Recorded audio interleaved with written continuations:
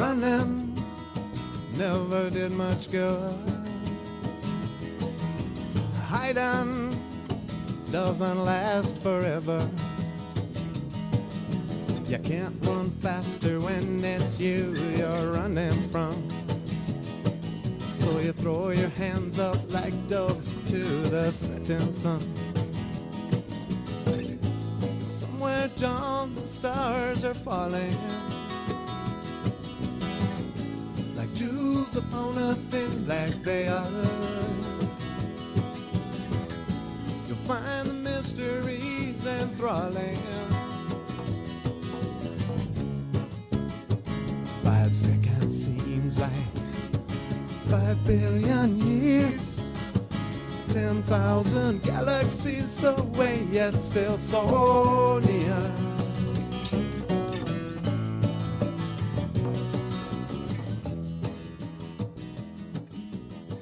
Welcome to Karen Holton's podcast. Karen permanently lost 178 pounds and found happiness and success by following her own advice. She has now developed that advice into the quantum health transformation: heal, evolve, and thrive. Karen's website offers a free webinar workshop series, and you'll also find tools, methods, and practices to assist you to become the change you want to see in the world. She believes that we are all connected. Heal the planet by healing yourself. Connect with Karen at her website, KarenHoltonHealthCoach.com, and through Facebook at facebook.com/Quantum Health Transformation. Now for the podcast. Yeah, this is me. I have a cold, and that's why my voice sounds different, so just bear with. I want to share a little bit about how I approach lucid dreaming and how it sort of happens for me. And the reason I want to share this is to I encourage other people to keep looking for their way. I'm pretty sure everyone has a way.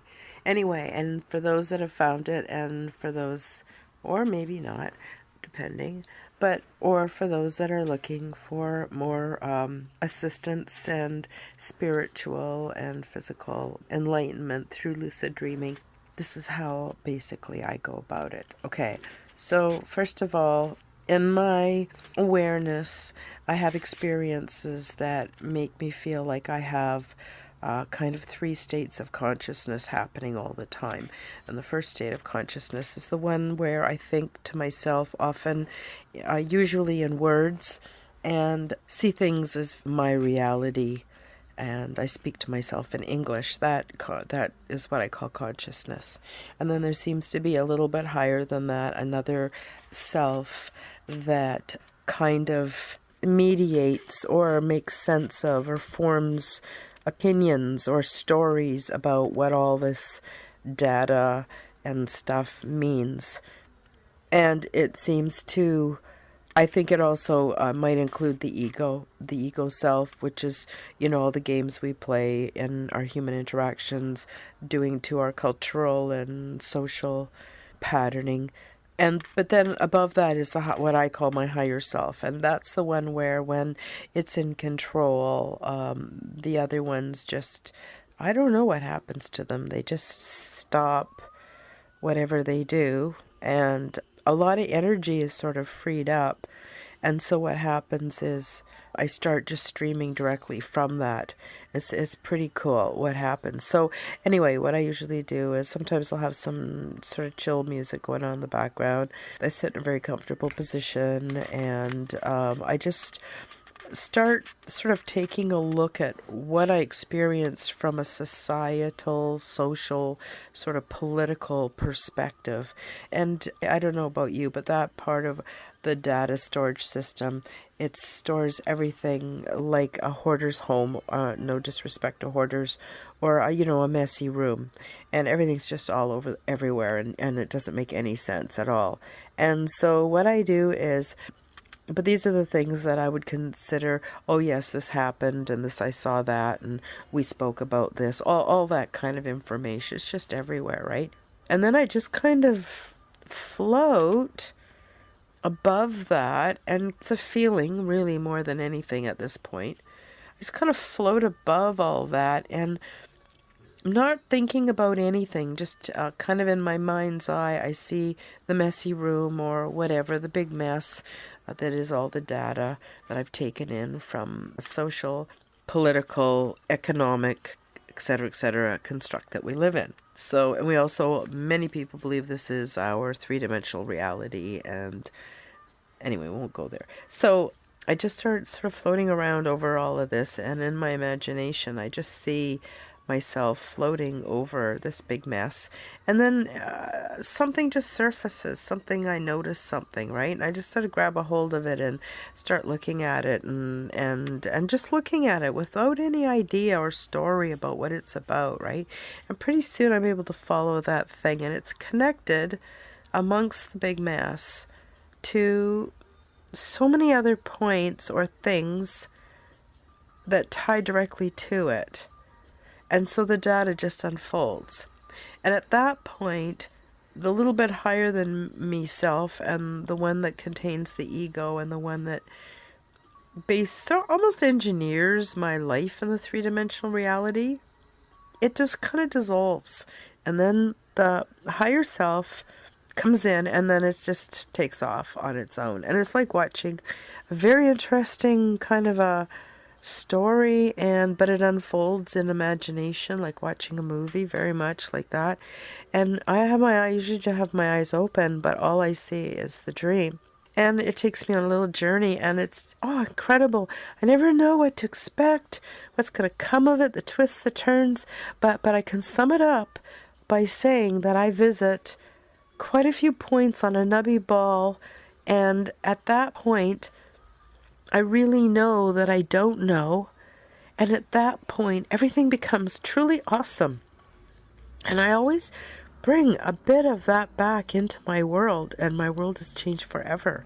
And the stuff I learn, what I learn about myself, goodness gracious, and it's a totally safe place.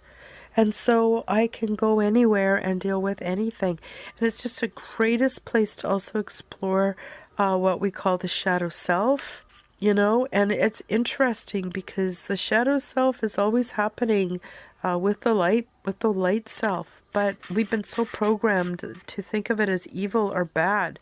But there's tremendous power locked away in that. And it can be exhausting being in the light all the time. There's just such a grounded power there. And in the beginning, when I basically just don't censor anything that comes into my mind. And when it's something that my feelers or my feelings are telling me needs to be looked at for whatever reason, I start to look at it. And then I do kind of a nubby ball approach again. For those of you that haven't seen Quantum Health Transformation Step 9 videos, the primer, and the live one, you should watch those so you get a really good idea on how awesome this tool is. Getting back to, every situation is, I look at it from a nubby ball perspective, and there's all points.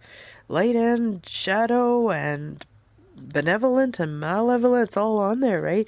Just start looking at some different ways that this manifests in my reality, and without judgment or any bad feelings. It's all good, it's all calm, and looking at all of this, and then it's almost like I show my shadow side where it can help with the direction, because we're bound up together and where we're going.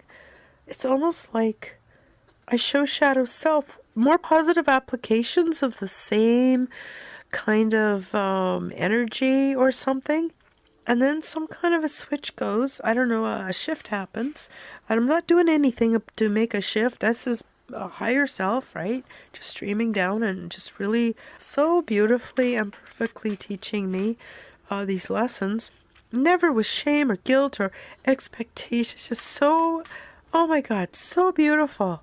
I can't remember exactly which movie star, maybe it was Tallulah Bankhead or one of those great older movie stars, older time movie stars, who said, once you get to know God, you're going to find out he's a real living doll. And what that meant at the time, living doll was someone that was just too good to be true, so perfectly amazing. I'm not saying my higher self is necessarily God, as in the God or source God, but I know my higher self is totally connected to all of that out there and to me. And so it just streams me the information in such loving, compassionate, and tender ways. It's so beautiful. It's just so lovely. Why wouldn't I want to spend time doing that every day? And it's also very restful and relaxing, and the shift seems to manifest in the now, and in the continued now, and the near future now, and the now, all of it is changed forever, and in subtle and not so subtle beautiful ways. And then I go about my life and I'm just ahaing all over the place, queen of the epiphany here, as I understand things all at new levels. Now, the caveat to all of this is not to lose touch with the three-dimensional world and to other people. And it takes work to get to know other people.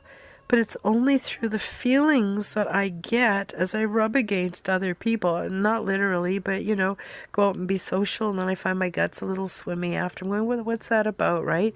And kind of looking at it and taking it apart a little bit, taking responsibility for my part, right? That's where the triggers are. That's where the barbs and the bumps are that give me the feeling that says, hey, I need to look at this. And it takes a lot of courage, and it means spending time with some yucky stuff, but you always transcend the yucky stuff.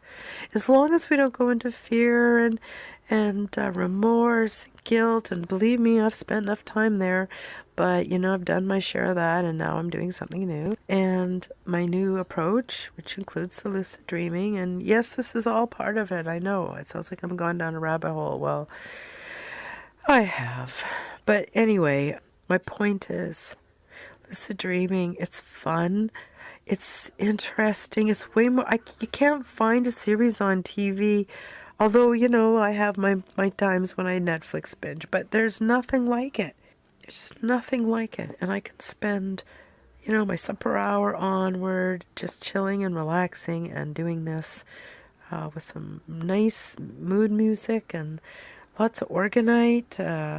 I have a line of organite called Zen Domes. I just love it. My room is full of it, and a lot of my stock is right in here on account of I really like it. And I'm trying to work with it and work on programming it in so much diversity that it is really able to help the people whose homes it goes into. And yes, I really do believe this. I live it. This is how I live. It's really, oh my God. I would never go back to the old ways, all I got to say. Never. I mean, there are moments that I'm there, but not too many. It's pretty cool. Lion only makes you hurt.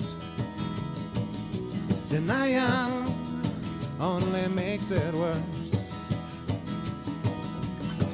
Love and surrender seem the fastest way to bring an end to bitter, painful days. Somewhere, John, the stars are falling like jewels upon a thin black veil, and you will thrill to hear your calling. 5 seconds seems like 5 billion years, 10,000 galaxies away, yet still so near.